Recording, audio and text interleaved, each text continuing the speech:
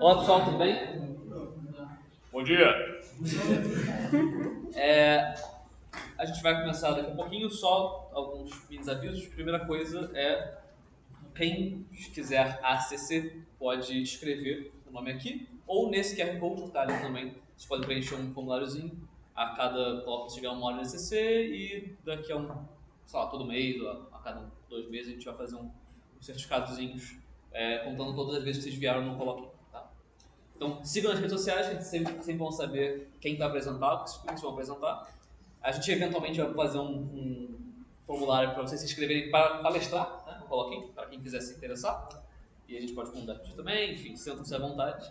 E lá mais legal que é o Coloquinho, já que ele voltou agora, então também tem essa expansão. Muito obrigada pela presença, a gente está muito feliz de voltar nesse projeto tão legal. Para quem conhece o Coloquinho, é a versão dos alunos do Colóquio, né? Então a gente faz muito que é um projeto dos alunos, né? Para alunos e para alunos, né? Então, a gente vai chamando aula de graduação, mestrado e doutorado, mas a parte de assistentes, então, do CC, projeto de extensão, limite, monografia, etc. E aí a gente está muito feliz em montar o projeto. É isso, eu acho que. É isso. O projeto é basicamente isso, né? Queremos falar aqui na semana seguinte, para a gente dar um pequeno intervalo hoje de férias, depois mais bem e volta para todos. A gente queria começar antes das férias para vocês saberem tempo para se inscreverem e tal assim, mas claramente vão ter poucos até as férias, não tem muita semana. Mas depois o objetivo é ter tudo. Bem, também. Eu sou a Laura, sou do último ano de graduação, bacharel. Esse é o João. E eu também. Esse é o João, é do último ano de graduação, do bacharel. E o Lucas também, ele é do último ano de graduação do bacharel. É isso. Então, apresentando o Lucas, que vai ser o nosso palestrante de hoje. Lucas Bianchi, está no bacharelado, está no último ano, assim como a gente. Você começou, sua primeira IC foi onde você fez ou foi CPF direto? Foi CBPF. Então, já a primeira IC? No início da pandemia. No início da pandemia, agora está na FRJ, está estudando no Polo Américo, né? Então quem conhece o Polo Américo sabe a honra que o Lucas está tendo de ser no Polo Américo. E esse trabalho é sobre o que você fez no CPF. Isso. É um raro caso de ser finalizado. Raro caso de ser finalizado, que começou, terminou, acabou tudo. Então, os colóquios normalmente duram 50 minutos, 1 hora, né? Vocês podem perguntar. Você prefere que eu te perguntem no final ou perguntem durante? Ambos, por favor, me interrompam. Então interrompam ele à vontade, perguntem à vontade. E se passar 1 hora assim, a gente manda correr, tá bom? Então, vamos começar. Beleza, vamos começar. Aí tá passando aí a lista. Quem tiver já botado no Forms, não precisa escrever o nome não, porque já vai estar contado. Mas pode escrever também. Enfim. Então, palmas para o Lucas.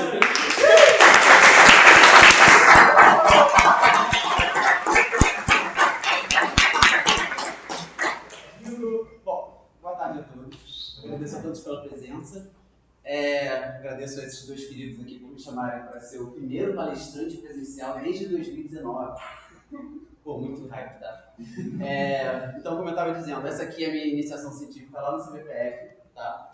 Eu comecei em 2020, naquele ato que a gente teve, e terminei ano passado, em outubro.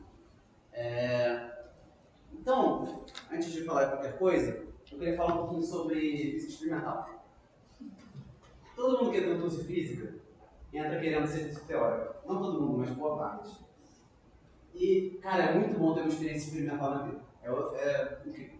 Então, assim, eu espero que essa palestra abra um pouco os olhos de quem ainda está no início da graduação a pensar em outras opções.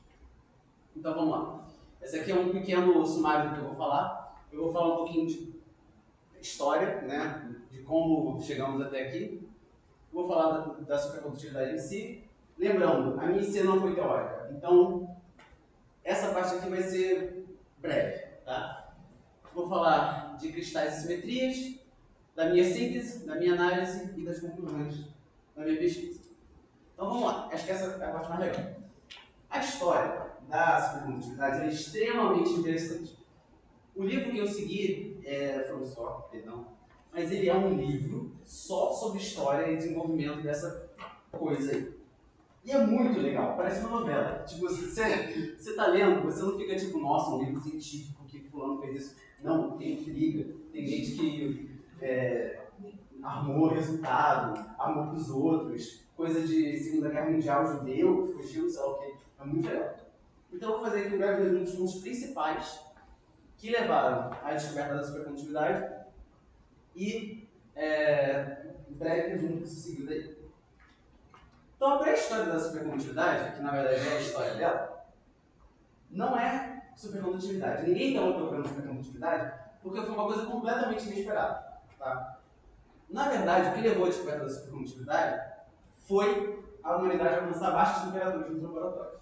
Tá? Até então, pouco se sabia como resfriar, não existia o conceito de ar-condicionado que a gente tem hoje. Então, eu vou falar um pouquinho de como chegamos aqui. Michael Faraday, tá? O Faraday das equações de Maxwell, etc. Quando ele ainda era um estagiário, um assistente científico, estava lá trabalhando, tá? Normal, sei lá o quê. E aconteceu dele ter hidrato de cloral num tubo de vidro selado. O que acontece? Ele esquentou esse cara, beleza? E ao esquentar esse cara, o que aconteceu foi que esse cara começou a evaporar. E se você tem um tubo selado e você começa a ter gás ali, o que vai acontecer com a pressão? Aumenta, beleza? E depois disso, ele notou que um certo líquido, que ele não sabia dizer o que é, começou a se formar. Por que esse líquido pôde se formar? Porque ele estava no inverno, ele estava em Londres, então estava tipo menos de 0 graus. Mas esse líquido, que era o cloro líquido, não poderia ser formado numa temperatura só pelo inverno. Ele só se formou graças ao aumento da pressão dentro desse tubo. Porque o aumento da pressão faz a temperatura de liquefação aumentar. Então ele pôde, pela primeira vez, ver um gás, que é o gás cloro, se transformar em líquido. Uma coisa que absurda, né? Não se achava que todos os gases poderiam virar líquido. Então, esse foi o primeiro passo para essa jornada. Então foi quando se notou que dava para esfriar coisas. Então vamos lá. Depois desse primeiro passo, começou meio que uma corrida de como liquefazer todos os outros gases que existiam. Então foram décadas nisso. E ali por 1870, a maioria dos gases conhecidos já tinha conseguido de alguma forma liquefazer. Só que qual era a forma de fazer isso? Aumentando a pressão. Era a única forma que eles conheciam de fazer a temperatura de liquefação aumentar e apareceu o líquido. Ainda não existia uma forma de diretamente diminuir a temperatura. Isso surgiu por acidente, que esse cara aqui estava fazendo esse processo de aumentar a pressão e o tubo dele quebrou. Surgiu um vazamento do nada. No que surge um vazamento do nada, sai gás por um pequeno furo e ele notou ali, naquele pequeno furozinho, líquidos. Ele pensou que estranho, então ele pegou e fez de novo. O que estava acontecendo ali? Uma rápida expansão de um gás. Quem fez termo ou alguma coisa da vida já sabe que uma rápida expansão do gás leva a um aumento, uma queda da temperatura. E essa queda da temperatura leva esse gás a poder se liquefazer. Então foi um acidente. E esse acidente criou um processo que a gente usa até hoje de como a gente esfria os gases. A gente comprime, faz ele passar por um furo que entra numa área menor, de forma que ele passa por uma expansão rápida, e faz isso repetidas vezes. E ele vai esfriando. É o processo de cascata que eu falei aqui. Depois disso, foi água abaixo. Eles conseguiram esfriar tudo. Esfriaram tudo, conseguiram liquefazer tudo. Todos os gases que vocês puderem imaginar, conseguiram. Beleza? Faltava dois. O hidrogênio e o hélio. Os dois elementos mais velhos. O hidrogênio ainda conseguiram muito tempo depois, mas o hélio foi difícil, meu irmão. O hélio foi difícil. Então, o último desafio dessa corrida, que não tinha ainda nada a ver com supercondutividade, era achar o hélio líquido. Primeiro que o hélio nem existia, né? Existia, mas a gente não sabia. Então ele foi descoberto ali por esse cara aqui, em 1868, fazendo espectroscopia da luz solar. A maioria aqui já ouviu falar sobre isso, não é meu tema, não vou entrar nisso, mas é assim que a gente sabe quais são os elementos que formam as coisas por aí. Que você vê a luz e você vê descobrimentos de uma característica de cada elemento, e assim se descobriu que tinha um elemento ali que não correspondia a nada que a gente sabia, logo chamaram de novo elemento hélio, por causa de hélios, Sol. Então, descobriu-se o hélio ali naquela época, né, que já estava tudo mais ou menos caminhando. E esses foram os dois caras que meio que fizeram uma corrida para ver quem conseguia encontrar o hélio livre mais cedo. Esses dois caras, eles faziam parte de dois laboratórios separados. Esse aqui, o Denver, ele era mais bem conceituado, tá? Ele tinha uma equipe maior, ele tinha mais recursos. E ele foi o cara que conseguiu fazer o hidrogênio. Mas o Onis foi o cara que ganhou a corrida. Ele fez isso graças a ter acesso a uma manufatura que o outro não tinha, fez coisas mais específicas, fez tudo do zero no laboratório dele. E conseguiu, em 1908. Então, olha quanto demorou, né, para conseguir chegar no hélio. Mas aqui em 1823, só lá, no início da década do século XX, eles conseguiram achar o hélio livre, que era o último, né? O último elemento. O hélio, ele se liquefaz a pressão normal a 4,15 Kelvin. Kelvin é uma escala de temperatura que o zero é o zero mesmo, é o zero absoluto. É quando a partícula, quando todas as moléculas estão absolutamente paradas. Então 4,15 Kelvin é muito frio, muito frio. A gente está aqui em temperatura média a 300 Kelvin. Né? E o Kelvin diminui igual ao Celsius, então assim, é muito frio. O nitrogênio líquido, que talvez muitos de vocês já tenham visto, é menos 70 graus Celsius. Converte isso aí para Kelvin, vocês vão ver que é bem maior ainda. E o hélio líquido é muito caro de fazer também por causa disso. Ele é muito chato de fazer, mas ele é muito poderoso. Então esse cara aqui vai ser o nosso protagonista.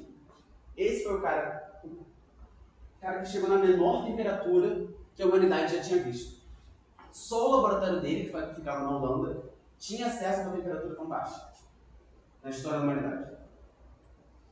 E graças a isso, ele pensou, estou sem nada para fazer agora que eu tenho hélio, o que eu vou fazer? Vou medir a resistividade de materiais. Por quê? Era um problema aberto que todos os condutores que se sabiam tinham uma certa regra de cair a resistividade. Para quem não sabe, resistividade é basicamente errado, o A é potencial. Enfim, mas de qualquer maneira, a resistividade tem a ver com a resistência desse fluido e tal. É uma coisa que é uma propriedade do material, diferente da resistência. A resistência de qualquer coisa tem a ver com o tamanho dele, a forma dele, etc. A resistividade não, é uma coisa do material. Então tem resistividade de cobre, enfim. E essa resistividade já era bem sabido que ela diminuía conforme você diminuía a temperatura. Certo? Então o cobre, se você fizer um gráfico da resistividade do cobre conforme você vai diminuindo a temperatura dele, vai ser uma reta assim. Beleza? Bem linear. Só que era um problema aberto, o que acontecia quando essa temperatura chegava a zero? Porque não se tinha acesso ao zero absoluto, nem perto disso. E aí com o hélio abriu essa porta. Então ele foi pesquisar. O que acontece? Existiam essas três ideias aqui. A ideia do Kelvin era de que, por motivos de impureza e de... Enfim, ele tinha um argumento dele, que a resistividade ia fazer um salto quando chegasse no zero absoluto. Eu tinha um argumento melhor, mas não lembro. Esse aqui é o cara que está mais ou menos certo, que devido às impurezas chega a um platô mínimo, né, então a resistividade não baixa mais do que isso. E Damon, que era aquele cara que estava perdendo a corrida, esse mesmo Damon aqui, tinha essa ideia de que a resistividade caía bonitinha para zero. Quem estava certo, entre aspas, era esse cara aqui. Então, por exemplo, se você vai fazer esse experimento com ouro, você vai ver esse comportamento aqui do meio. Que ele vai diminuindo, diminuindo, diminuindo, e vai chegar no platô. E não desce mais, por causa das impurezas dele. Porque... E isso vai acontecer com a maioria dos bons condutores. Cobre, platina, ouro, tudo isso. Alguém quer fazer alguma pergunta? Só que tinha um problema. O que causava esse platô eram as impurezas do material. Então o Onis pensou, olha, se o que está causando esse platô é as impurezas do material, o que acontece quando não tem impureza? Só que é muito difícil você tirar totalmente as impurezas do material. Para conseguir fazer isso, ele escolheu fazer esse experimento com o mercúrio. Por que o mercúrio? Porque o mercúrio é o único metal que a temperatura ambiente é líquida. Então você pode fazer processos químicos que em outros metais seriam muito mais difíceis. Você tem que levar a 2.000, 3.000 graus Celsius. Então com o mercúrio você consegue purificar ele de uma maneira muito mais fácil e muito mais eficiente. Por isso que ele foi escolhido. E aí ele pegou esse mercúrio extremamente purificado e fez esse experimento usando óleo líquido que só ele tinha naquela época. O que aconteceu? Nenhum desses três. O que aconteceu foi isso aí. Ele foi descendo a temperatura, caindo como se esperava, ele começou a subir aqui que nem esse cara aqui, mas aí chegou no 4.2 Kelvin, caiu para zero. Mas como assim resistividade caiu para zero? Zero. Zero mesmo. Tipo assim, para vocês terem noção de como zero é esse zero, se você passa uma corrente nesse supercondutor e deixa lá rodando, o cara deixou um mês rodando a corrente. Caiu uma parte em 10 bilhões da amplitude da corrente. Hoje em dia já se tem noção que é tão zero que em 10 vezes a idade do universo não cairia corrente. Com certeza experimental. Então assim, é muito zero. Tá? Essa temperatura para a qual essa resistividade do nada cai para zero foi chamada de temperatura crítica, que para o mercúrio é 4.2 Kelvin. Esse estado aqui, em que a resistividade é zero, foi chamado de supercondutividade. Foi assim que ela foi descoberta. Que na verdade foi um acidente, de uma consequência de uma corrida de encontrar baixas temperaturas. Então isso aqui aconteceu em 1915, o Onis depois ganhou um prêmio Nobel por isso. Então, já tinha ganhado o prêmio Nobel, acho, por causa do hélio, acho que ganhou outro. Não lembro, não sei se foi o mesmo prêmio. Eu sei que ele ganhou o prêmio Nobel por isso. E aí ele pensou, mas vai ver se é só o mercúrio que ele é legal. Não. Ele depois ele repetiu experimento para outros materiais, como tin, estanho. E encontrou também a supercondutividade e todos de temperaturas críticas diferentes. Tá? Então, beleza. Eu vou definir por enquanto a supercondutividade como sendo isso. É o estado que esse material fica depois que ele cai em uma determinada temperatura crítica. Antes de falar de supercondutividade, eu queria botar um vídeo. Não sei se vocês conseguem. Para vocês verem o quão doido é a supercondutividade. Não sei se vai rodar. Não vai dar para ouvir o áudio, mas é basicamente o Gabriel, querido amigo, chamando quem quiser aprender mais sobre supercondutividade para participar da escola do CBPF. Peraí, é difícil. Tá na legenda. Vai ficar mais feio, mas. Tá bom. Porque. Dá para ler a legenda?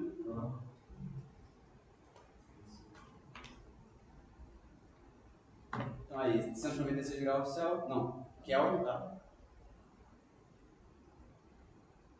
Aí ele quebra no papel, isso é um papel normal, tá? Que ele botou no nitrogênio líquido.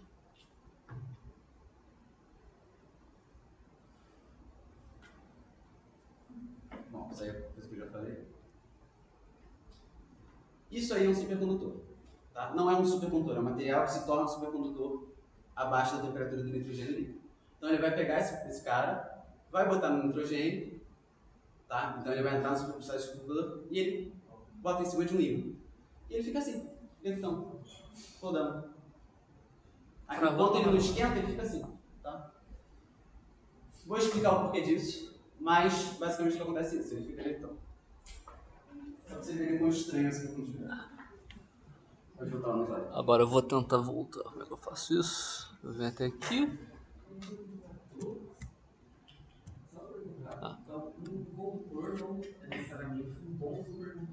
Pelo contrário, os melhores materiais para serem supercondutores são os isolantes. Por incrível que pareça. Condutores bons em temperatura ambiente são péssimos supercondutores.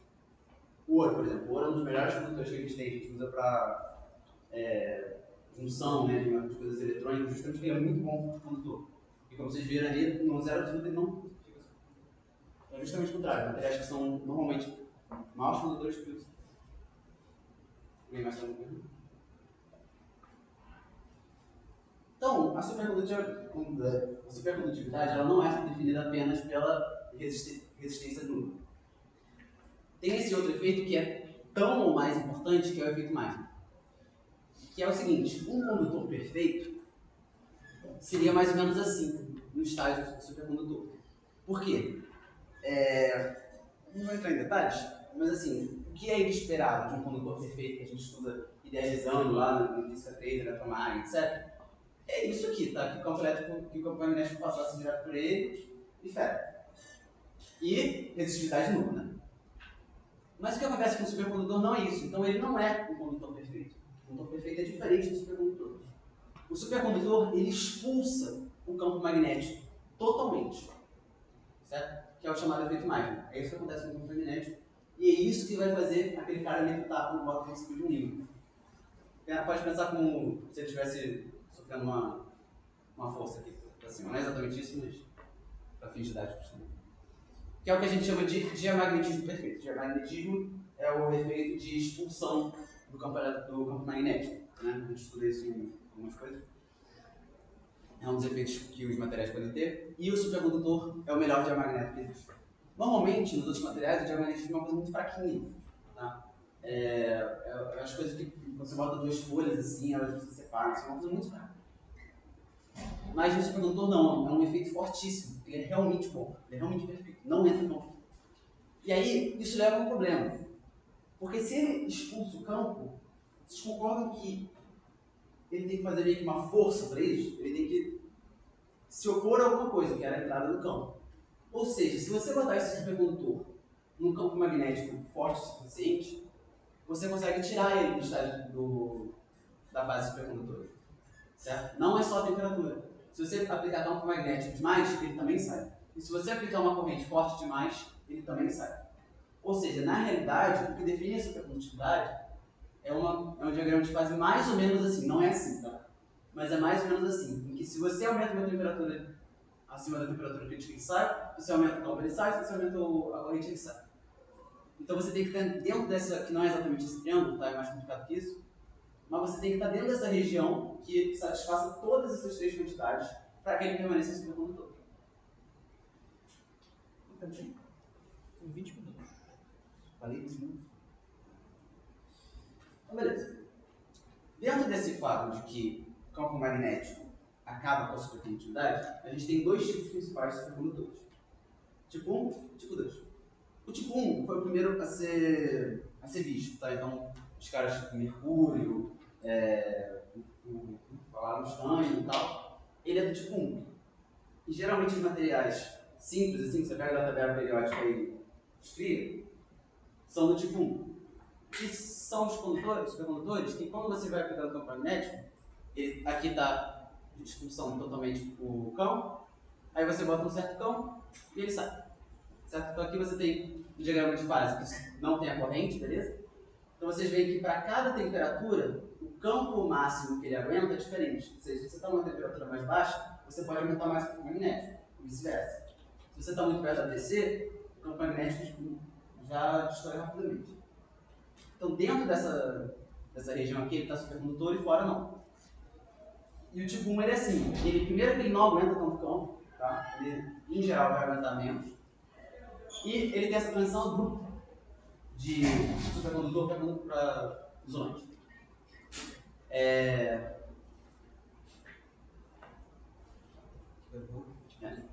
O tipo 2, ele é mais interessante, no sentido que, primeiro que ele aguenta, no geral, campos magnéticos muito mais altos. Beleza? Por que ele consegue fazer isso? Porque ele tem estágios de transição entre o estágio supercondutor e o estágio não supercondutor, quando você aplica um campo magnético alto. Beleza? Então aqui ele está igual aqui, o supercondutor perfeito. E aí acontece nesse. Não vou separar esses dois caras aqui não, porque detalhe. Pensa nisso aqui tudo como uma coisa mista. O que é essa coisa mista? Imagina que você tem um material, certo? Não, ótimo. Então imagina que você tem material. Pode falar. Esse tipo 2 é uma propriedade do material ou é a propriedade de uma liga de maquiagem que você está colocando ali para transformar no supercondutor? Como se material versus liga, você quer dizer do que ele O que eu é? quero dizer ele, por exemplo, você obtém, o tipo 1 ele é presente na natureza, e o tipo 2 também é presente na natureza, ou é uma coisa mais laboratorial? Então, o que vai definir isso é o material como um todo. Então, tanto o que faz, o que compõe ele, as moléculas, quanto a forma que elas estão estruturadas. Então, cada tipo de material, eu vou falar um pouco mais disso depois, vai ser diferente. Então, você pode ter uma coisa formada por carbono e silício, sei lá. E aí tem uma estrutura cristalina, que seja tipo 1 e outra estrutura com os mesmos átomos que seja tipo 2. Então, vai variar de material para material. Então imagina que a gente tem um supercondutor assim, isso aqui está exagerado, mas supercondutor mas imagina que a gente tem aqui o campo magnético passando por ele, entendeu? Tentando passar por ele. Enquanto ele está totalmente supercondutor, ele não consegue. Mas se eu botar um campo magnético forte suficiente, ele tem duas escolhas. O tipo 1, ele é tudo ou nada. Ou eu bloqueio todos os agentes de campo, ou nenhum. O tipo 2 não, ele é mais inteligente. Ele abre um buraquinho na supercondutividade dele e deixa uma linha de campo magnético passar. Claro, não sei se eu consegui lembrar. Mas imagina que passa do lado. Tá? Mas ele continua supercondutor, fora desses buraquinhos. Esses buraquinhos a gente chama de vórtices. Beleza? E é o que vai fazer esse supercondutor ser do tipo 2. E graças a essa inteligência dele, ele consegue suportar campos bem mais altos. Tá? Quando eu falo mais altos, no final vocês vão ver o que significa ser mais alto. É bem mais alto.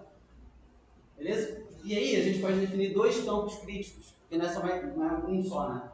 O campo crítico, onde ele começa a sair do estágio supercondutor, ele começa a criar vórtices, e o campo crítico alto, que é quando ele sai totalmente do estágio supercondutor. E os vórtices conseguem pegar tudo, né? Uma dúvida? O que seria a supercondutividade superficial? Essa distinção aqui é um detalhe. É a mesma coisa, basicamente, é um estado misto. Só que é só ali na borda, entendeu? Mas na verdade é exagerado. Esse aqui é bem maior do que esse. Ele só ficou assim parecido porque tipo, tem cabelo ali, né? Mas é tipo, isso aqui é bem maior. Tipo, isso aqui é só um estágio de transição. Assim. Mas todos eles ele levita ou só no estado? Ele começa a cair aos pouquinhos. Ele começa a perder. É isso que eu falei, ele em vez de expulsar tudo, ele expulsa parte. Então ele começa. É o seguinte, você estava falando disso tudo, e eu percebo que você falou disso experimental, né? Isso é experimental, é um trabalho experimental. Essas curvas, elas são totalmente experimentais. Existe alguma, não estou nem dizendo modelo, mas existe alguma teoria que permite você prever essas curvas com matéria? Vou falar disso. Mas é uma coisa bem vou falar disso. Beleza. Não, foi de curiosidade, esse superficial que é supercondutor só na superfície dele, né? Vou ser honesto, não lembro exatamente. Isso é uma coisa que eu não me preocupei. Há muito tempo eu não me preocupo com isso. Mas eu lembro que isso é uma coisa bem, tipo, um último estágio, sabe? Nada muito importante. Pra mim é área. Né? Vai ter gente que vai se preocupar só com isso. Não é meu caso. Continuar? Então, mas antes eu vou falar, antes do BCS eu vou falar para o João. Seguinte, antes de existir, como eu falei, ninguém estava procurando a supercondutividade. Todo mundo ficou tipo, o que é isso quando aconteceu? E até hoje eles, na verdade, ninguém sabe como isso funciona. Então as primeiras teorias que surgiram não foram teorias teóricas, não foram teorias ab initio que a gente fala, foram teorias que a gente chama de... Assim, você vê que tal coisa está acontecendo de determinada maneira, você vai lá, bota uma função, essa função funciona. E fala que é isso. É um modelo. É um modelo, eu esqueci o nome. Isso.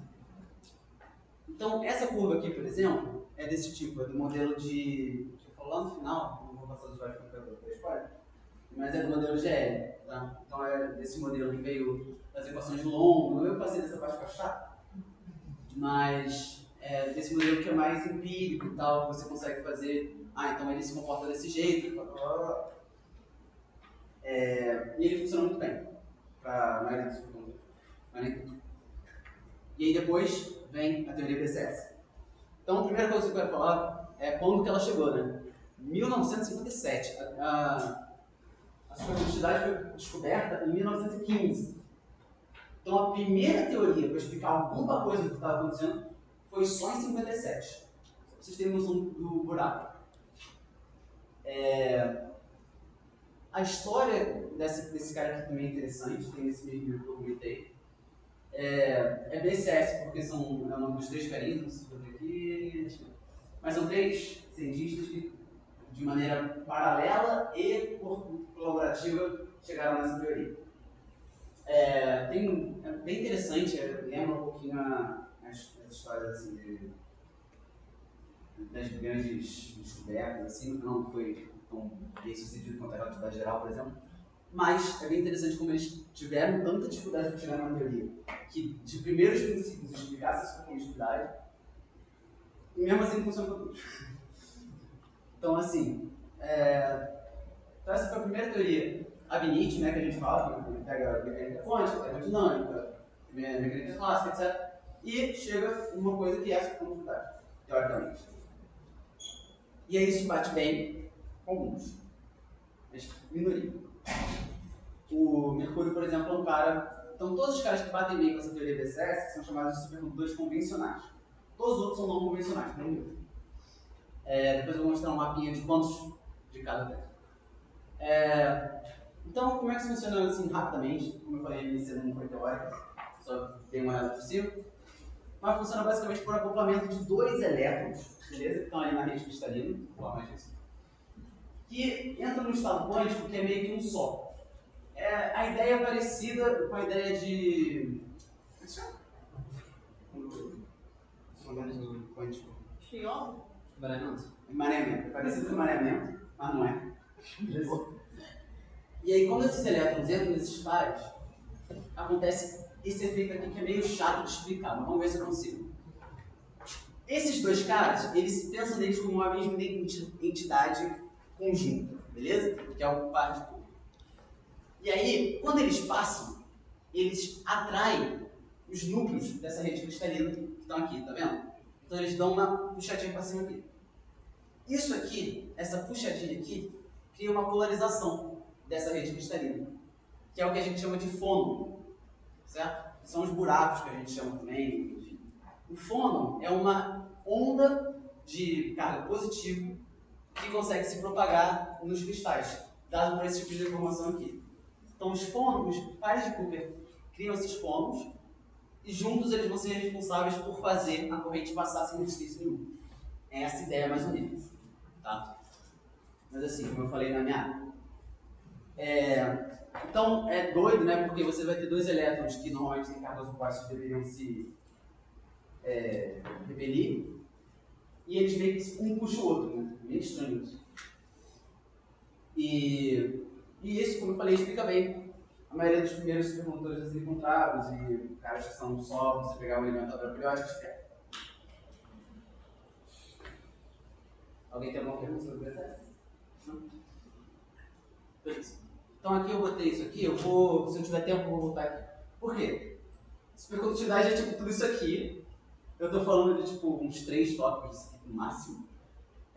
Não vou falar sobre aplicações, a menos que sobre tempo, porque realmente é todo um tópico. Eu vou fazer uma palestra só sobre como a gente usa a supercondutividade, que é realmente tipo, gente, juro por Deus, o dia que a gente encontrar o supercondutor que funciona a temperatura ambiente, pressão ambiente e que não seja caro de fazer, vai ser tipo conseguir fusão nuclear, assim, tipo, totalmente revolucionário. Vamos lá. Então esse aqui é o mapa que eu estava comentando. Depois eu volto naquele. Então aqui, eu quero que vocês notem o seguinte. Aqui está o Mercúrio, que foi o primeiro a ser encontrado. Isso aqui é um mapa. É uma função que está a temperatura crítica, aqui no eixo Y, e o ano de descoberta aqui no eixo X. Então aqui o primeiro é o Mercúrio. E todos esses verdes escuros aqui, tá, são os convencionais. Então todos esses caras aqui são explicados pela teoria BCS. Todos os outros não. Quais são da teoria da convenção? Oi? Quais são convencional? Esses verdes escuros aqui, essa linha aqui. Esse aqui também, tá vendo? E aí, não sei se vai dar para enxergar, eu acho que não, mas do lado do nome de cada um deles diz se ele está em pressão alta ou não.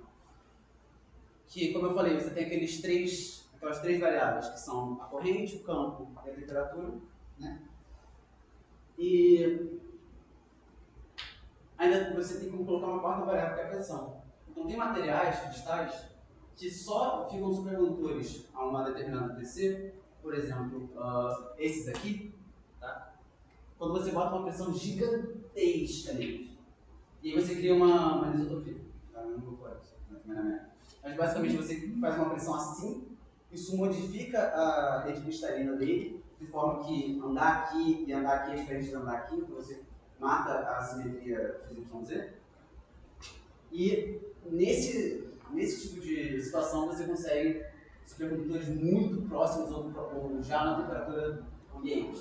Só que, cara, as pressões disso aqui, um absurdo. Esses mesmos no vídeo só sobre essas pressões, que é um doideiro. Enfim, todos esses aqui, tirando os verdes, não são explicados pela teoria de Sets. E se vocês notarem, não tem nenhum acima dessa linha aqui que seja explicado pela teoria de Sets. Tem outros aqui, tá? Isso aqui não é um mapa completo, são só os principais de A que é esse ponto? não, é um verde claro. A verde claro, aqui dá pra ver que é diferente. Então todos os supercondutores de high PC, que a gente chama, não são explicados pela teoria VCS. Por isso que ainda é um campo em aberto conseguir uma nova teoria VCS que explique esses casos. Então a supercondutividade é uma linha de pesquisa tanto teórica quanto experimental, tá? Hoje em dia, bem mais experimental, porque é o que tem conseguido resultados, digamos assim. Mas, você? Do ponto de vista energético, faz diferença? Tipo, é melhor normalmente pressão do que botar temperatura baixa? Em tipo de aplicação, assim, tipo, temperatura. É mais fácil temperatura baixa. Mais Você fácil Você bota um nitrogênio líquido ali, um hélio, já resolveu o problema. Agora essas pressões aí, cara, você precisa estar... É um pontinho que você consegue chegar nessa pressão e tem uma máquina do tamanho dessa sala para conseguir. É uma coisa bem absurda, assim. É tipo assim, eu consigo fazer fusão nuclear no CERN, por que você não usa? Não. Tem mais alguma pergunta? Eu não sei se você vai falar isso depois, mas tem um ali que tá quase não serve, né? Exatamente, só que esse cara aqui é a pressão alta. Onde é que tá? Ali do lado do nome dele. Segundos e Isso, 270 GB/s. Não, muito pesado. Bom, então, se ninguém mais quiser perguntar alguma coisa sobre a supercondutividade possível, vamos ao próximo tópico, que são os cristais. Por que é importante falar dos cristais tanto quanto falar da supercondutividade? Porque é neles que acontece a supercondutividade. E são eles que eu trabalhei. Tá? Então, o que são cristais?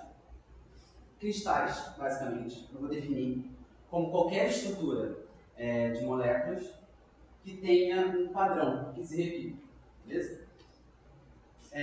Então, qualquer coisa que seja desse tipo aqui, que você tem uma célula e ela vai se repetindo, você pode chamar de cristal. E essa célula aqui que está mais escurinha aqui, a gente chama de célula unitária. Beleza? Então tem uma diferença muito importante entre cristal e sólido. Muitos físicos vão falar que é a mesma coisa. Só que o sólido que ele está falando é o sólido definido por isso. Então se você fala, sólidos são cristais, então um monte de coisa que a gente chama de sólido no dia a dia não é sólido. E daí que vem essas coisas de, porque piche não é sólido, porque o vidro é líquido, porque não sei o quê. Porque são coisas que são sólidas na prática, né? Você bate no vidro e desfaz, mas não são cristais. Tá? Então tem esses materiais amorfos, que a gente chama, que não respeitam a estrutura cristalina, mas que são sólidos, no sentido que eles não respeitam aquela coisa do líquido de se moldar onde ele está preso, né?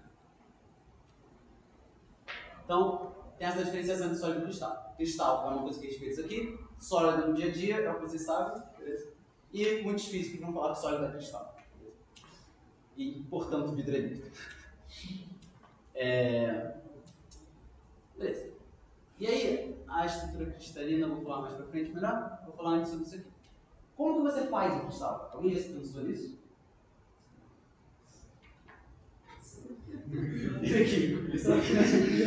É só botar as moléculas certas, na ordem certa, temperatura certa e vai dar tudo bom. Então você pega essa molécula com a sua mão, junta aqui e vai montando quebra-cabeça. Pega a pinça ótica e faz. Então, como a gente não tem esse poder de Deus, a gente tem que apelar para o poder da natureza. Tá? Qual é o poder da natureza? É que, se for vantajoso para o cristal ser um cristal, ele vai ser um cristal. E a gente conta com isso.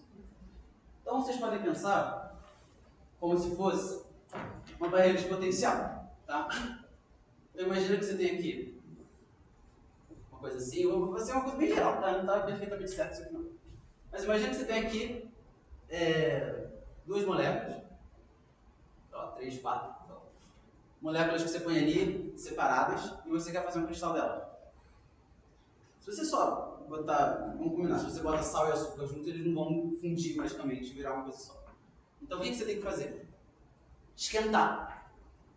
Porque quando você esquenta, esses caras vão ter uma possibilidade de bater muito forte uns com os outros, certo? E uma vez que eles passam de uma certa barreira de potencial, eles conseguem mudar a estrutura que eles se organizam. Beleza? Então, na prática, como é que você faz o cristal? Você pega um elemento, outro elemento, bota junto, esquenta. Então, é que nem cozinhar, na verdade. Então, basicamente, é isso que você faz. Você junta as coisas, que nem faz a magia, você esquenta e sai alguma coisa dali. Beleza? Então, só que, obviamente, isso tem muitas complicações, por isso que a gente tem um outro campo da ciência chamado química. Muitas complicações podem surgir daí. Mas físicos também trabalham com isso, em especial com estágio.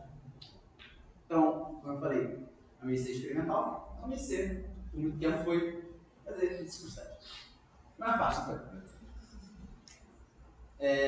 Mas antes de falar disso, vamos falar um pouquinho mais sobre classificação desses cristais.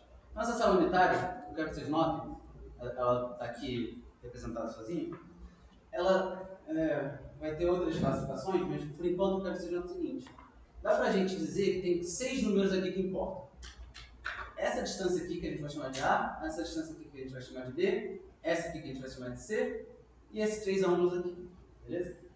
E mais umas outras coisas. Mas basicamente eu quero que vocês notem o seguinte: que eu consigo, com poucos parâmetros, determinar a geometria de uma coisa muito grande, porque ela se repete. Beleza? Então a célula unitária é de extrema importância quando a gente vai caracterizar um cristal. Beleza? Então, por exemplo, cada cristal que a gente tem vai ter uma geometria diferente na célula unitária dele. E aí tem diversas maneiras de dar nomes a isso e diferenciar isso. Mas a mais interessante é essa aqui, que é a simetria. Quando a gente tem formas 3D ou 2D, qualquer coisa que não seja um ponto, você consegue pensar nesses caras quais simetrias eles respeitam. Beleza? Então vou começar com esse cara aqui que é mais fácil. Esse cara aqui, vou pensar que ele é a célula unitária de um cristal. Tá? Em cada vértice você tem uma molécula, que vamos por simplicidade dizer que é a mesma molécula. Beleza? Então eu quero que vocês notem o seguinte: tem várias operações de simetria, que a gente chama, que você pode fazer nesse cara aqui, que não vão dar em absolutamente nada à realidade. Então, por exemplo, eu posso pegar um plano aqui que corta na metade e fazer uma reflexão. Então troca essa com essa, essa com essa, essa com essa. Vai mudar alguma coisa na estrutura? Eu posso pegar um eixo que entra aqui e sai aqui. Posso girar isso aqui? Aconteceu alguma coisa? Não tem as cores agora. Não, esquece as coisas. Certo? Então, aqui no cubo, eu acho que se eu não me engano, é a forma que mais tem operações de simetria que você pode fazer. Você pode girar assim, certo? Você pode girar assim, Você pode fazer uma inversão por um ponto. E além disso, você pode girar de diversas maneiras. Então, por exemplo, esse cara aqui, se eu escolher um eixo aqui, por exemplo, esse, eu posso girar. Vamos girar? 45? Não, não. Vamos ver 45. Não vendo, vamos dizer.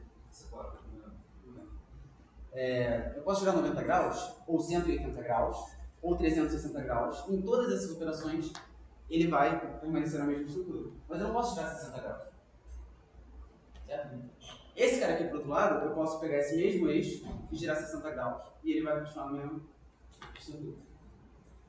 Então, embora o eixo seja o mesmo, o ângulo de rotação também vai mudar a simetria que você está trabalhando. E é isso aqui, mais ou menos, que está esquematizado nessa figura. Tá? Então, aqui é a inversão por um plano, reflexão. Aqui, os diferentes eixos, os diferentes ângulos que você pode girar. Inversão por um ponto e fazer duas coisas ao mesmo tempo. Inverter por um ponto e girar. E aí, essas operações de simetria que você pode fazer no cristal e não mudar o resultado, é o que vai definir o cristal, a estrutura dele, pelo menos. Então, você, como eu falei, você pode ter os mesmos átomos gerando estruturas cristalinas diferentes, porque a forma que eles se organizam é diferente. E como que você vai dividir isso? Pelas simetrias diferentes. Então, quando você, quem for de física, for fazer Lab 3, vai ter lá os grupos, né, tal. Esses grupos vão dizer quais são as operações de simetria que são respeitadas. Então, essas simetrias vão me dizer, olha, então qual é a estrutura cristalina desse cara, beleza? A min C foi num cara que não respeita a simetria de inversão por um ponto central. O que isso quer dizer? Imagina que você pega essa forma aqui e pega o centro, tenta imaginar o centro desse cubo aqui. E aí eu pego todos os vértices e inverto ao longo desse ponto. Beleza? Vocês conseguem ver que esse cara aqui vai parar aqui, esse cara aqui vai parar aqui, e etc. Então esse cara aqui é centro simétrico. O que eu estudei foram estruturas que não respeitam essa simetria. Beleza? Isso que eu queria explicar mais. Uma pergunta? Como você, assim, isso é uma definição, né? Como na parte que você determina que o material é cristalino ou não? Se é cristalino ou não? Experimentalmente. Se é cristalino ou não, ou ele desfarela ou ele é cristalino. Meio que assim, se ele mantém a forma dele e ele não é tipo. É que eu não vou ter essa parte da apresentação, mas tem toda uma coisa que é como você mede isso aqui. Tá? Que é a curva de fração de raiz aqui. O cara ensinando até aqui. Então você passa uma onda magnética por essa rede cristalina e a depender de como ela está estruturada, a forma que ela vai se tratar e refletir vai ser diferente. Tá? E aí você vai, a partir dessa difração, ver qual que é a estrutura. Então, a forma de medir em qual grupo, em qual estrutura cristalina ele está, é a difração de raiz. Tá? Tem uma aqui. Vai. É basicamente isso. É porque eu deixei essa parte de fora que, enfim, não ia dar. Tem mais tempo aqui?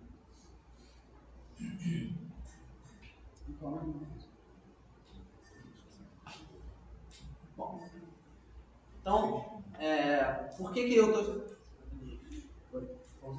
Já? Então, assim. Muito bem. Então eu vou passar rápido por isso aqui. Isso aqui são algumas eu já falei que eu queria explicar mais. Então, isso aqui são algumas das propriedades malucas que alguns desses subcondutores não são simétricos, que a gente chama de NCSC, apresentam. Então, para quem já responde, já sabe que estado assim, letra, qualidade e tal. E aí o doido desses caras é que muitas vezes eles vão apresentar uma mistura de estados quânticos simétricos e antissimétricos. E por causa disso, eles vão chamar o que a gente chama de... Eles vão formar o que a gente chama de interação spin-orbita antissimétrica, sabe? Toda coisa do spin-orbita. E esse cara aqui, por sua vez, leva uma quebra da simetria de inversão temporal nesse estado quântico, beleza? E isso, por sua vez, vai gerar algumas propriedades não convencionais, como, por exemplo, a aparição de campos magnéticos dentro do estado do supercondutor de pouca intensidade, que a gente não entende muito por que acontece. Tá? E esse aqui é a amostra que eu criei, tá? Que é o reino molibdênio, tá? E aí aqui nessa fase ele é não simétrico. Então vamos lá, fala assim. A síntese, como eu falei, é você pegar dois pozinhos, um pozinho e um pedacinho de negócio, juntar e esquentar. Então aqui eu medi química mesmo, tá? Medi, dividi pela massa molar, juntei lá no negocinho certo, somei as massas, de forma que ficasse uma proporção 1 para 1, 2 para 8 e 8 para 2, de reino molibdênio. E aí, como é que eu junto esses caras? Como eu falei, você esquenta eles. Para esquentar eles, eu vou jogar um raio, tá? Elétrico, que é o expor na ar. Então, todo mundo sabe que é um raio. O raio só acontece quando você tem uma diferença de voltagem absurda, porque o ar ele é muito isolante. Então, a gente tem um forno aqui, que é o forno a ar, e a gente vai fazer vácuo nele e encher de argônio depois. Pouco argônio. E aí, ele vai conseguir, fazendo uma diferença de potencial, fazer um arco elétrico. Então eu vou pegar a minha amostra, vou botar ali no forno, vou jogar um raio em cima, ela vai esquentar, vai formar uma pistola. Basicamente isso. Então esse é o cara que eu trabalhei, essa coisa bonita aí. A gente jogou o arco 4 vezes em cada amostra. O que acontecia muito é que no primeiro arco batia, o rei que estava em pó ele saía voando, então isso mexeu na estequiometria com certeza, em torno de 10%. Então a gente meio que teve que fazer o seguinte, que era jogar o arco em volta, assim, meio que juntando o pó. E aí é muito doido, porque ele esquenta e ele vai se mexendo sozinho para se juntar e formar uma pistola. Muito doido. Aí ele faz bolinhas, assim, umas gotas. E aqui começou o drama, que é lixar o forno. Porque o arco, o raio, ele queima o forno. Então você tem que lixar isso depois. E isso aqui, eu já fiquei 6 horas de... muito chato lixar o forno. Então assim...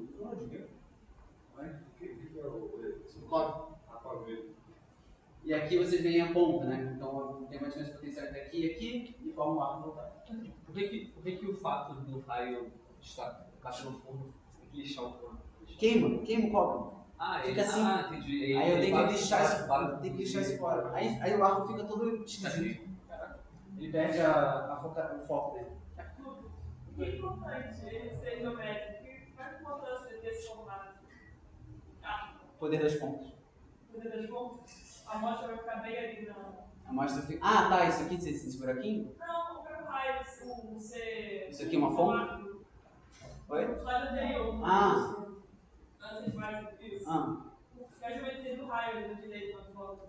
Por que ela tem que ser tortinha? Não é não, isso aqui é só uma imagem mesmo. É pra ser reto, idealmente ele é reto. Idealmente ele é reto. Mas ele não é, tá? Imperfeições da natureza.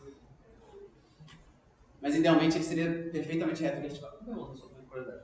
Dentro dali tem vácuo ou tem ar? Então, a gente bota vácuo, eu ia passar direto por isso, mas isso aqui embaixo tem uma câmara de vácuo, e aí o que a gente faz é tirar o ar, e aí, então isso aqui tem que estar perfeitamente selado, e aqui ele vai mostrar a pressão lá dentro, então você tira o ar, aí você bota argônio, aí você tira de novo, aí você bota argônio de novo, e aí você tira de novo e bota argônio de novo. E aí você consegue uma atmosfera quase pura de argônio, com pressão bem baixa. Por que temperatura você tem que chegar? Porque eu assim, trabalho. Cara, uns 3.000 Kelvin, 3.000 graus Celsius. 6.000, por aí. É o suficiente para você fundir a maioria dos materiais. Tá bom. E, obviamente, você tem um arco, um raio, você está olhando para um raio, você tem que usar proteção. Então você bota uma máscara daquela tipo de metal luz, e você não enxerga mais nada. Então, você tem que ficar segurando esse negócio, você só enxerga aqui dentro, ligar o forno na memória e ligar o arco. E aí o arco não vai para onde você quer, porque o cobre está sujo, enfim, é difícil. Qual é a diferença potencial, você lembra? Eu lembro da corrente, era na ordem de 100 amperes, a corrente feita para gerar essa diferença. Mas o potencial acho que eu nunca cheguei a calcular, mas eu lembro. Isso é uma coisa que vocês não tinham argônio em pressão baixa, né? E depois no final, qual era a pressão que você tinha? Na verdade não lembro, mas era tipo... Era um vácuo ruim. Bem, pensa assim, um vácuo, e aí você pensa um vácuo mal feito. É o que eu faço. Um vácuo merda. E aí, tá, então alguém tem alguma dúvida sobre a síntese? Basicamente foi isso. Não tava fazendo cristal. E aí tem o problema de preparar a amostra para medir a resistividade. Elas precisam paralelepípedozinhos. Então você forma uma gota e você tem que transformar em paralelepípedo. Como é que você faz isso? Você lixa a amostra até virar um paralelepípedo. O problema é que o reino, gente, o reino é muito duro. É muito duro. Qualquer coisa terrena é muito duro. Então, a amostra que tinha 80% de molibdênio até foi. Só que quando foi o reino, eu fiquei 3 horas no chão e não fazia nenhuma parede. E aí eu falei, cara, eu cheguei pro orientador e falei, cara, isso não é impossível. O que eu faço? Aí eles me deram a ideia, na verdade não sei se eu tive essa ideia, não. Mas alguém teve a ideia de usar isso aqui que tinha lá no laboratório de química. Isso aqui é um disco que gira automaticamente. Você bota uma lixa aqui e você bota a sua pedrinha ali para lixar para você. Foi bem mais fácil. Então, graças a essa coisa nova que ninguém lá no laboratório tinha precisado fazer ainda, porque ninguém tinha feito uma amostra com reino até hoje, lá, né? A gente conseguiu lixar e fazer, ficar no paralelepípedo. E depois a gente teve que fazer uma conexão lá, mas isso foi detalhe. Então, como eu falei, mais lixação. Já tinha que lixar o forno, tinha que lixar a tomada, muito lixamento. Muito trabalho manual. Então, beleza, esse aqui é a caixa preta que eu não vou falar disso aqui, mas essa é a caixa preta que a gente usa para medir a resistividade, para medir outras coisas como condutividade térmica, etc. Tem um aqui também, lá no quarto andar. Igualzinho. E a gente mediu a resistividade dos materiais que a gente fez para diferentes campos magnéticos e em torno da temperatura quente. Então, como é que eu fiz essa análise? Aqui está o resultado, pode. Vocês veem aqui a resistividade. Pega qualquer cor dessa aqui, tá? Ela vem aqui, pá, cai para zero. Então aqui ele entrou no estágio supercondutor. Enquanto ele está caindo, ele está no estágio misto, tá? E vocês veem que tem uma grande diferença aqui quando ele entra no estágio supercondutor. Então o que eu fiz? Derivei, então vai fazer um pico, né? Porque a derivada aqui está constante. Pá, caiu para caramba, fica constante de novo no zero. Então você deriva e pega esse centro do pico com ajuste gaussiano. Esse centro desse pico vai ser a minha TC. Então eu fiz isso para os muitos picos. Então o software que eu usei para isso foi o Origin. Hoje em dia eu usei matemática.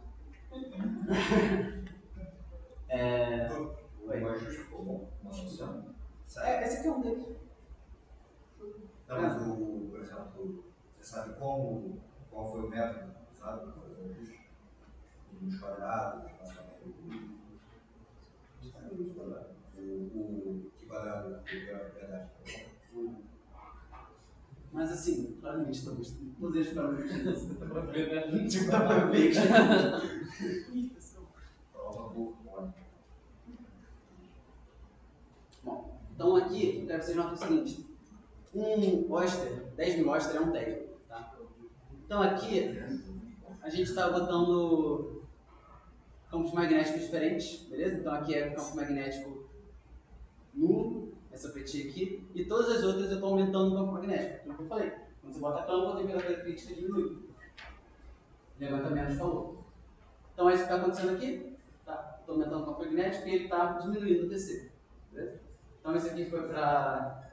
Aqui era metade. Essa medida aqui foi feita naquela caixa preta no vácuo. E a gente vê que o campo mais alto que ele aguenta é na casa dos 0,6 Tesla. Beleza? Esse aqui é do tipo 2, porque 0,6 Tesla ainda é alto, tá? Mas o chocante é o outro, que é o 0,2. Esse cara aguenta 8 Tesla, cara. Ele é supercondutor 8 Tesla. É muito alto, cara. 8 Tesla, vocês terem noção, qual que é? É 10 menos 4 com os magnéticos da Terra. 8 Tesla, assim, é tipo, muito alto. Eu não sei nem como é que aquela máquina faz isso. E essa amostra que tem mais molibdênio, ela aguenta esse tipo de campo magnético. Então, claramente do tipo 2. Né? E, enfim, é isso. Conclusão, A gente tentou, aquela que eu comentei com o João, botar o fit de como se deveria se comportar. Aqui é campo magnético e aqui campo magnético e aqui é TC, beleza? Aqui a gente tem cada temperatura crítica para cada campo magnético. Essas tentativas de ajuste são dessa teoria empírica que eu falei do GR. Não foi bom, né? Se alguma coisa que quando os campos magnéticos estão muito altos, isso aqui fez isso, deveria vir aqui, né? Então não deveria. A gente não chegou a descobrir por quê. Essa aqui é a função que a gente tentou ajustar. Esse aqui deveria ser o comportamento daquela função. Aqui a TC é campo nulo, dá x igual a 0,5 e x igual a 0,8. 6 Kelvin e 13,2 Kelvin não são temperaturas altas, tá? Mas não era essa a ideia, a gente estava tentando estudar não se submeter do negócio. Isso!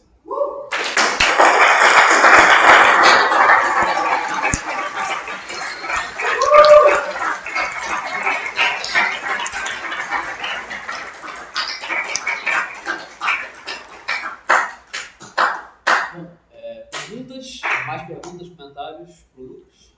Ou já falamos interrupções, mas podem falar à vontade, tem tempo aqui. Então, foi 1 hora de palestra, então quem quiser pode ir, mas se tiver perguntas. Comentários? Fácil. Bom, não foi bom que foi o que você fez também. Não é bom. O palestrante está muito bonito. O palestrante é muito bonito. Não, o palestrante fez muito bonito. Go. Então, acho que digital, você fez mais do que essa análise de magnetização da resistência. Você sabe o tamanho do cristal, se isso interfere em alguma coisa o tamanho do cristal, interfere em alguma coisa na atividade. O tamanho da amostra? Não falando de peso, né? O tamanho do cristal mesmo. Interfere, não, com certeza. Eu não cheguei a medir essas amostras, eu não fiz. Por isso que eu não botei na apresentação de situação de raio-x. Eu não fiz a situação de raio-x desses caras, porque tinha problema, nem eu mais qual que era, que eu coloquei no muro para voltar. Mas tinha um problema muito sério experimental, que é o seguinte: para você conseguir fazer a situação de raio-x, você precisa fazer pó. E como eu disse, isso aqui é muito duro. Então, fazer um pó dessa amostra, a gente não sabia como fazer. Então, não deu para ver como que eram os parâmetros de rede, a geometria e tal. Mas, pela comparação com a literatura, a gente viu que conseguiu os dados que conseguiu. Por que você escolheu esses materiais? Ou esses componentes para fazer esse cristal? Então, tem um artigo que... Isso aqui... Então, eu falei disso aqui, e aí o nome do artigo é literalmente por que o rênio, molibdênio, é o caso ideal de estudo para esse caso. Aí está ali o porquê, muito teórico para mim, não vou saber explicar. Mas tinha um artigo que dizia que esse aqui é o componente ideal. E tinha outro motivo. Esse aqui foi o meu segundo projeto, na verdade. Tinha um outro. Como eu falei, a maior parte da minha IC foi síntese. E a primeira síntese que a gente tentou fazer por muito tempo era de uma amostra mais complicada, que não tinha literatura. Muito parecida com Chatham. Muito parecida com coisas que tinham na literatura, só que a que a gente tentou fazer não foi de jeito nenhum. A gente tentou fazer umas 6 vezes e não chegava a fase. Então, um dos motivos também é porque é uma amostra binária, que é muito mais fácil de você sintetizar. A amostra A que eu estava fazendo antes era ternária, então você tinha 3 elementos, a gente tecnicamente acho que era 2, 6, 2, 10, 6, alguma coisa. E aí foi uma falha total. A gente não conseguiu. Não uma falha, né? Mas a gente viu que não era fácil de chegar naquela falha. Então, um outro motivo foi isso. Mas, bom. Obrigada pela lição, muito boa. Adorei. Você mostrou aquele quadro lá do Domain of Science, né? Usando coisa com quantidade. Sim. Aí, não sei, você falou essas perspectivas, vamos com publicação, bora tentar aumentar a temperatura, pressão ambiente, temperatura ambiente e custo baixo, né? Mas qual o caminho, assim, em geral, da sua produtividade? Você teria algum panorama para dar, assim? Esse é o objetivo final ou tem outras coisas? Então, porque para falar Não é como se os supercondutores ideais que funcionem a temperatura ambiente fossem por si só ser uma grande... Seria, né? Na questão que para você conseguir supercondutor hoje em dia, por exemplo, no CERN, você usa os supercondutores para produzir os campos magnéticos, porque quando você precisa de uma certa quantidade de campo magnético, só o supercondutor consegue aguentar aquela corrente. Então, para isso funcionar, você precisa de hidrogênio líquido, você precisa de hélio líquido passando ali, e aí você precisa comprar hidrogênio líquido, que não é infinito também.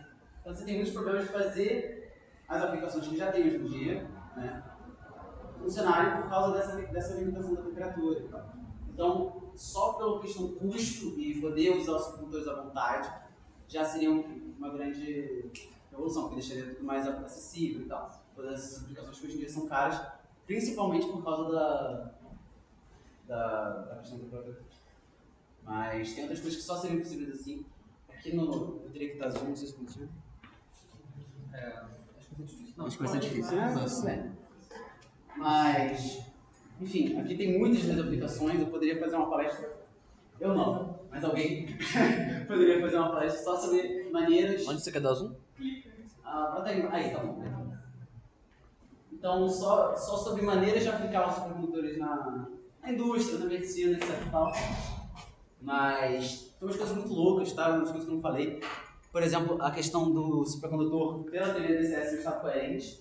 Então aparecem efeitos quânticos em escala macroscópica, isso é muito doido. E uma das coisas que você consegue fazer com isso são as junções de Thomson, que por causa do negócio da função de onda ser muito rápido, você consegue fazer ondas eletromagnéticas de altíssima frequência, usando dois supercondutores, um assim do lado do outro, passando corrente. Entre outras coisas, você pode ressonância magnética, etc. Já acabou a minha palestra, não vou falar sobre isso. Mas são infinitas. Por exemplo, poderia fazer um trem que... Isso eu tinha visto quando você falou a primeira vez. Se você tivesse um supercondutor que fosse possível, né, manter um supercondutor, você poderia passar um trem ali sem perder nada, né, porque ele levita, não tem resistência nenhuma. Então, acho que é mais ou menos por aí. Mas tem muitas coisas. Mais uma pergunta? Então vamos agradecer de novo, palestrante.